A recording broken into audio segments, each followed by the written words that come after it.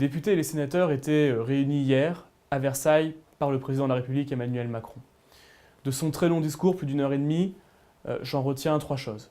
Premièrement, qu'il y a un détournement du rôle du Congrès. Pourquoi ? Quand Nicolas Sarkozy a permis au président de la République de s'exprimer devant le Congrès en 2008, il l'a fait pour symboliser une chose, l'unité de la nation derrière le président face à un risque et face à une crise. Il l'avait utilisé en 2009 face à la crise financière, François Hollande l'avait utilisé en 2015 face à la crise terroriste, Emmanuel Macron l'utilise en 2017 et à nouveau en 2018 face à une crise, la crise des sondages, la crise de confiance des Français envers ses actions et envers son absence de résultats. C'est donc là un détournement de ce pourquoi la Constitution avait été modifiée. Qu'a-t-on retenu ? En réalité, pas grand-chose. Il n'y a rien de nouveau qui a été annoncé par Emmanuel Macron. Simplement un premier bilan, une première perspective de ce qui avait été fait sur l'année écoulée.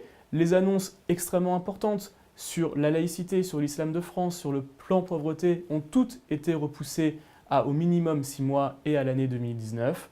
Et en réalité, on n'a obtenu qu'une seule annonce. Cette annonce, c'est que le président allait pouvoir s'exprimer, entendre et répondre aux parlementaires qui voulaient l'interpeller. C'est extrêmement grave parce que ça veut dire qu'on va détourner l'équilibre des pouvoirs, modifier l'équilibre des pouvoirs, le respect entre l'exécutif et le législatif, et que donc on va changer de système. On va arriver dans un système d'hyper-présidentialisation à l'américaine, mais sans avoir à un seul moment une sorte de contre-pouvoir qui permet de lutter efficacement contre la mainmise du président de la République. C'est une dérive contre laquelle nous lutterons parce que nous croyons que dans une démocratie saine et apaisée, il faut qu'on ait d'un côté le pouvoir exécutif qui décide, mais surtout le pouvoir législatif qui contrôle. Cela ne sera pas le cas et c'est une annonce qui est extrêmement grave et qui fait un vrai détournement de la Ve République telle qu'elle a été imaginée.